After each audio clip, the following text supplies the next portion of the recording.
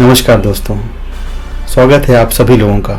दोस्तों, आज का मेरा ये जो वीडियो है ये मैंने बनाया है एस्ट्रोलॉजी को लेकर, क्योंकि आप लोगों के मन में हमेशा से ये सवाल रहता है कि एस्ट्रोलॉजी ट्रू है या फेक है, एस्ट्रोलॉजी क्या है, एस्ट्रोलॉजी को हम क्यों सुने, या एस्ट्रोलॉजी बकवास है, इसमें कुछ भी नहीं रखा।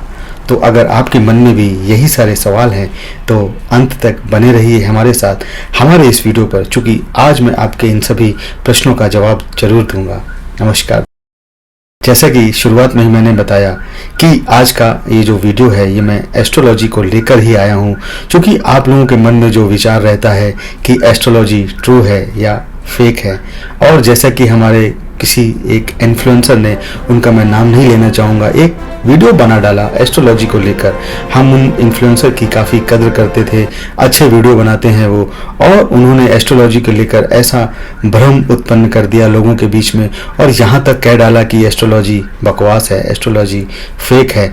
तो भाई, अगर आपको एस्ट्रोलॉजी के बारे में जानकारी नहीं है, आप सिर्फ विकिपीडिया को पढ़कर या फिर कुछ ऐसे लोगों जिन्होंने गलत किया उनके देखकर या उनको सुनकर आप अगर ऐसा ज्ञान लोगों के बीच में पहुंचा रहे हैं तो आप ये गलत कर रहे हैं। और मैं आगे किसी कंट्रोवर्सी में पड़ना नहीं चाहता, तो मैं उस चीज़ को ख़त्म करता हूं और आप लोगों को बताता हूं कि एस्ट्रोलॉजी एक ऐसा साइंस है, एक ऐसा विज्ञान है जो प्राचीन काल से चला आ रहा है।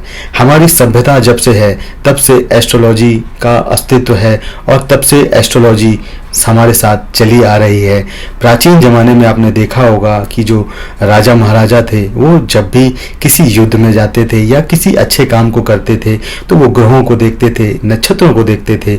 अक्सर वो युद्ध में जाते समय मंगल के नक्षत्रों को देखते थे, क्योंकि मंगल जो है वो आपको साहस देता है, आपको बल देता है। तो वो मंगल का नक्षत्र जब होता था उसी समय वो युद्ध के लिए निकलते थे और उनको उसकी वजह से विजयश्री प्राप्त होती थी। और इसके अलावा जब भी राज्य में कुछ संकट आता था तो वो ऐसे लर्नड एस्ट्रोलॉजर्स को अपने दरबार में रखते थे, उनसे सहायता लेते थे, उनको दिखवाते थे कि भाई क्या उपाय किए जा सके। तो जब ये विज्ञान इतने प्राचीन समय से चला आ रहा है, और रावण का भी मैं एग्जाम्पल दूंगा। रावण की चर्चा की जाती है एक महान ज्योतिषियों में। वो इतना महान ज्योतिषी था कि उसने, जब उसका पुत्र पैदा होने वाला था तो उसने सभी ग्रहों को 11वें भाव में बांध दिया था, क्योंकि ऐसा कहा जाता है कि 11वें भाव में जब कोई ग्रह होता है तो वो आपको अच्छे परिणाम ही देता है। वहाँ पर कोई भी ग्रह ना ऊंच का होता है ना नीच का होता है, वहाँ पर जो भी ग्रह आ गया वो आपको अच्छे परिणाम देगा। तो रावण ने सभी ग्रहों को 11वें भाव में बांध दिया, परंतु हमारे शनिदेव की महिमा ऐसी थी कि उन्होंने उसकी चालाकी को भांप लिया और अपना एक पैर 12वें भाव में पहुंचा दिया, जिसके फलस्वरूप रावण ने क्रोधित होकर उनको एक लात मारी, जिसकी वजह से ही शनिदेव जो चलने लगे। परंतु उनके इस परिणाम स्वरूप, चूंकि शनिदेव को जज कहा जाता है, न्यायाधीश कहा जाता है, न्यायप्रिय कहा जाता है, तो उन्होंने न्याय तो कर दिया था, जिसकी वजह से इंद्रजीत जो कि रावण का पुत्र था वो मृत्यु को प्राप्त हुआ, अन्यथा वो मृत्यु को प्राप्त नहीं होता। तो एस्ट्रोलॉजी, ये मैंने एग्जाम्पल आपको इसलिए दिया जिससे आप एस्ट्रोलॉजी के बारे में, उसकी प्राचीनता के बारे में समझ सकें और ऐसे इन्फ्लुएंसर्स की बातों में ना आए। और एस्ट्रोलॉजी का जो विज्ञान है वो प्राचीन काल का विज्ञान है, ये भगवान के द्वारा दिया हुआ आशीर्वाद है। ये आशीर्वाद सभी को नहीं मिलता। भगवान ऐसे लोगों को चुनता है जो एस्ट्रोलॉजी का ज्ञान आप लोगों तक निस्वार्थ भाव से पहुंचा सकें।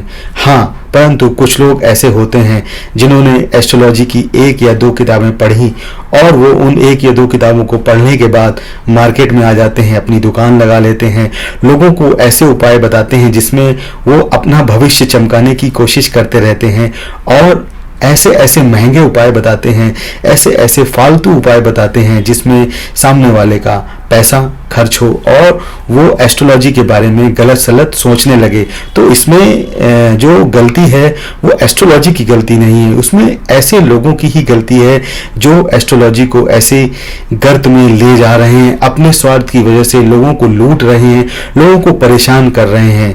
एस्ट्रोलॉजी ने कभी ऐसा नहीं कहा। एस्ट्रोलॉजी में हमेशा कहा जाता है कि आपको जो भी उपाय बताए जाते हैं वो आप अपनी सामर्थ्य के हिसाब से करिए। आप अपनी सामर्थ्य के हिसाब से अगर कोई भी उपाय करेंगे तो आपको उसका भरपूर परिणाम प्राप्त होगा। लाल किताब में भी लिखा हुआ है, वो किसी अमीर को अपने वजन के बराबर चीज दान करने की सलाह देता है, परंतु अगर आप गरीब हैं तो आपको उसका 10 गुना हल्का चीज भी दान करने के लिए कहा जाता है। सामर्थ्य के हिसाब से ही चीजें करवानी चाहिए, ये एस्ट्रोलॉजर को सोचना चाहिए। डिपेंड किस पे करता है, आप किससे ज्ञान लेने जा रहे हैं, आप किससे सलाह मांग रहे हैं, आप किसके पास गए हैं, अपने जो आपको परेशानियां हो रही हैं उसका उपाय, उसका समाधान लेने आप किसके पास जा रहे हैं। अगर आप किसी ऐसे विद्वान के पास जा रहे हैं जो 1 या 2 किताबें पढ़ने के बाद मार्केट में आ गया है और आपको उल जलूल उपाय बताता है, कई सारे रत्न पहना देता है, कई सारी ऐसी क्रियाएं करने को बोलता है जो कि बहुत ही महंगी होती हैं, ऐसी यज्ञ कराने को बोलता है जिसमें ढेरों रुपए खर्च हों, तो आप गलत फंस गए हैं। तब एस्ट्रोलॉजी आपके लिए अभिशाप साबित हो सकता है।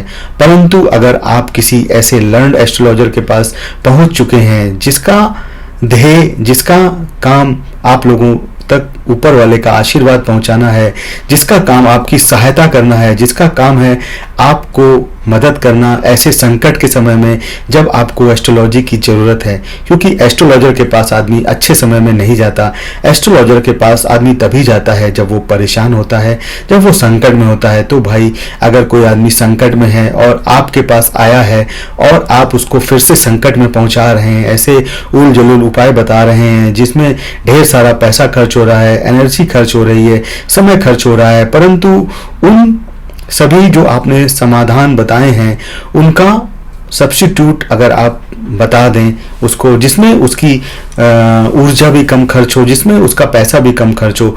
जैसा कि आपने सुना होगा कि जो मेडिसिन्स होती है, डॉक्टर के पास जब आप जाते हैं और कई सारे जो एमआरस वगैरह होते हैं, जो मेडिकल रिप्रेजेंटेटिव होते हैं कंपनियों के, वो डॉक्टर्स को ढेर सारे पैसे दे देते हैं और उन पैसों के लालच में, देशाटन के लालच में, फॉरेन ट्रिप के लालच में डॉक्टर्स आपको ऐसी महंगी महंगी दवाइयाँ लिख देते हैं जिनसे आपका काफ़ी सारा पैसा खर्च होता है। परंतु ऐसी जेनेरिक दवाइयाँ भी होती हैं। आप किसी ऐसे डॉक्टर के पास पहुंच जाएंगे जिसका ध्येय मानव जाति की सेवा करना है, सिर्फ पैसा कमाना नहीं है।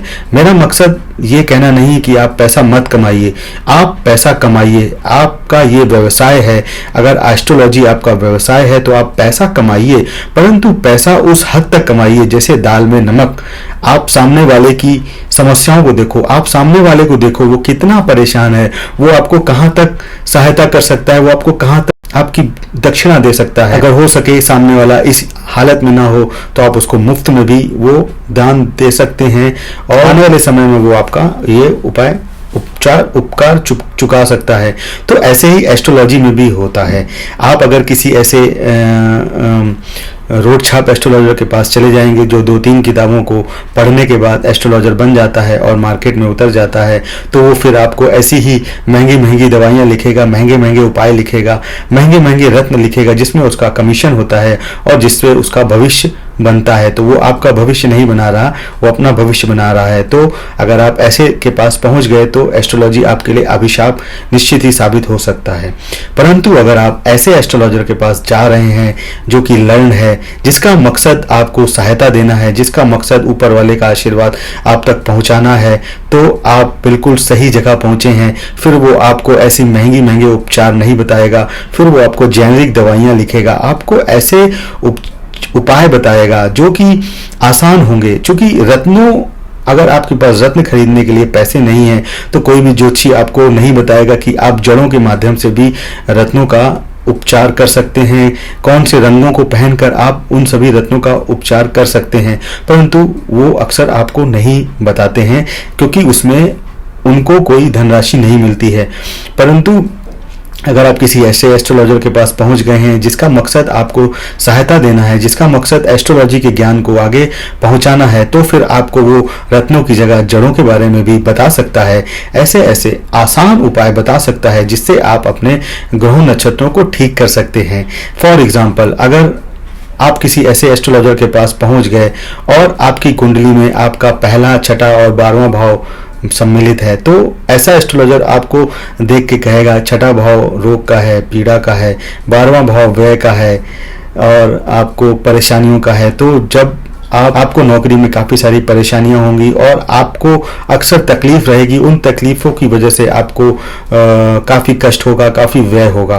परंतु अगर आप किसी लर्न्ड एस्ट्रोलॉजर के पास जाएंगे तो वो आपको बताएगा कि छठा भाव जो है वो डेली रूटीन का है, छठा भाव आपकी जॉब का है, सर्विस का है, सेवा का है, और 12वां भाव जो है वो व्यय का है, देशाटन का है, फॉरेन का है और मेडिटेशन का भी है, योग का भी है। तो वो आपको बताएगा कि भाई आप अपना नौकरी में जो है वो अगर किसी फॉरेन में जाकर करेंगे तो आपको ये समस्याएं नहीं मिलेंगी, या फिर आप अपनी नौकरी किसी एमएनसी में करेंगे तो आपको ये जो समस्याएं आने वाली हैं वो नहीं आएंगी। इसके अलावा आप अगर अपने डेली रूटीन को फॉलो करेंगे, आप थोड़ा सा योग करेंगे, थोड़ा सा मेडिटेशन करेंगे, तो आपको ऐसी समस्याओं का सामना नहीं करना पड़ेगा।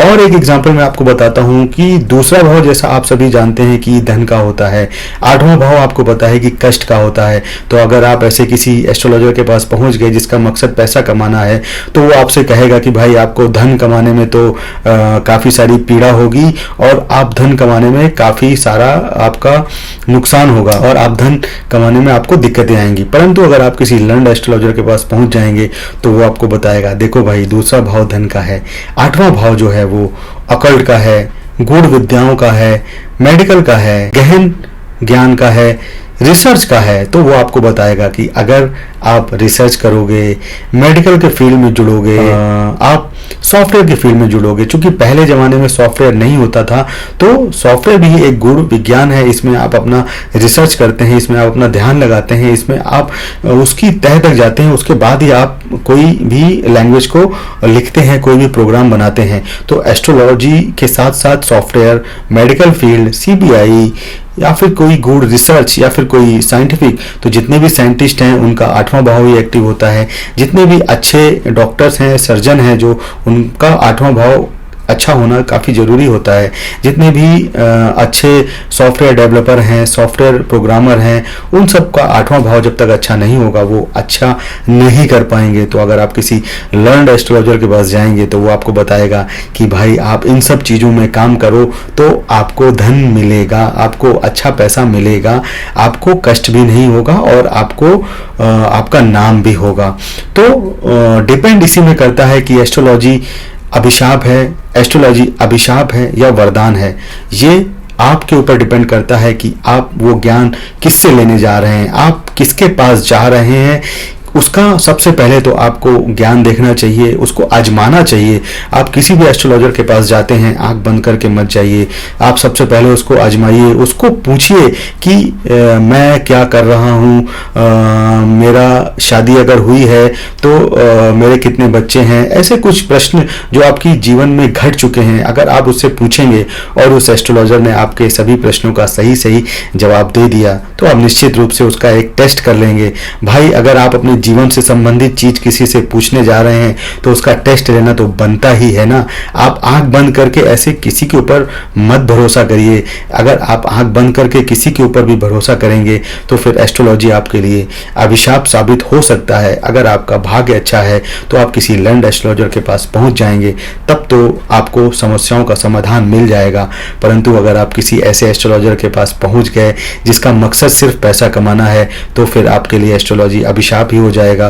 तो कोई भी काम करने से पहले जब आप टेस्ट करते हैं तो यहाँ पर जाने से पहले भी उसको टेस्ट करिए, उसके बाद ही आगे बढ़िए।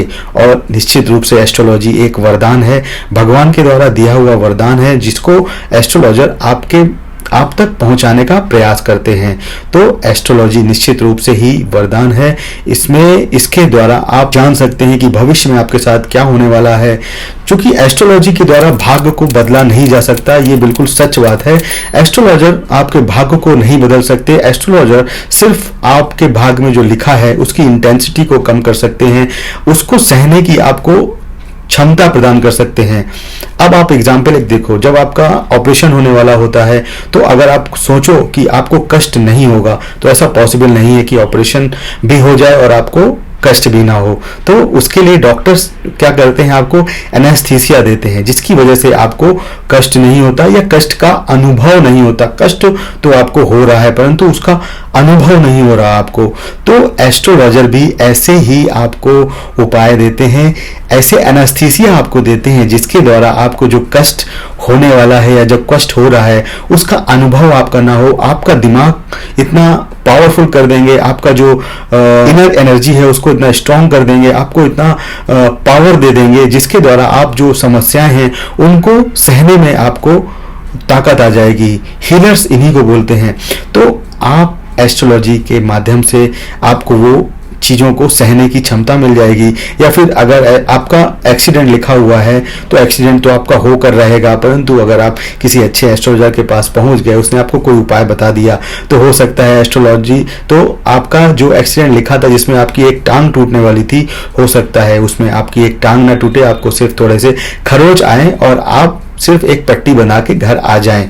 तो एस्ट्रोलॉजी के माध्यम से ये किया जा सकता है कि आपकी कर्म, जो पुराने जन्म के कर्म है उसके हिसाब से जो इस जन्म में आपको भोगना है उसको कुछ हद तक कम किया जा सकता है, उसकी इंटेंसिटी को कम किया जा सकता है और आपको उसको सहने की क्षमता प्रदान की जा सकती है। आपका मन इतना स्ट्रांग किया जा सकता है एस्ट्रोलॉजी के द्वारा कि आप उन सभी चीज़ों को आसानी से सह ले जाएं और आपको कष्ट ना हो। तो एस्ट्रोलॉजी इन सब चीज़ों के लिए उपयोग लाई जानी चाहिए। आपको किस क्षेत्र की में जाना है, आपको किस क्षेत्र को किस विषय की पढ़ाई करनी है, आपको किस क्षेत्र की नौकरी करनी है, आपको नौकरी करना है या व्यवसाय करना है, आपको शादीशुदा लाइफ आपकी कैसी होगी, आपकी लव मैरिज होगी या अरेंज मैरिज होगी, आपके बच्चे कैसे होंगे, वो आगे उनका भविष्य कैसा रहेगा, आपका बुढ़ापा जो है वो कैसा बीतने वाला है, आपका धन आपके पास रहेगा या नहीं रहेगा, आपको किस दिशा में आपको पावर मिलेगा, किस दिशा में आपको अच्छे परिणाम प्राप्त होंगे।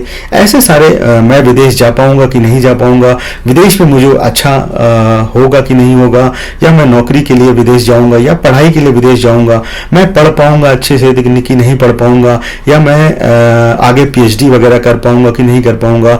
ऐसे सारे प्रश्नों का जवाब एस्ट्रोलॉजी के माध्यम से निश्चित रूप से ही सही दिया जा सकता है और उसके उपाय भी आपको ऐसे बताए जा सकते हैं जिसमें आपका कम से कम धन व्यय हो, आपकी कम से कम वेस्ट हो और आप एस्ट्रोलॉजी के माध्यम से ये सब चीज़ें पता कर सकते हैं। तो मेरा यही कहना है आपसे कि जब भी आप किसी एस्ट्रोलॉजर के पास जाएं तो उसको देखें, परखें, फिर उसको अपनाएं, क्योंकि आपकी ज़िंदगी से जुड़ा हुआ ये फैसला है जो आप उससे पूछने जा रहे हैं। तो जब आप अपनी ज़िंदगी से जुड़ा हुआ फैसला उससे पूछने जा रहे हैं तो उसको टेस्ट करने का तो अधिकार आपके पास है ही है। आप उसको टेस्ट करिए, ठोकिए, परखिए, फिर अपनाइए और इस तरीके से आप एस्ट्रोलॉजी को अपने लिए वरदान के रूप में साबित कर सकते हैं और एस्ट्रोलॉजी निश्चित रूप से ही एक वरदान है।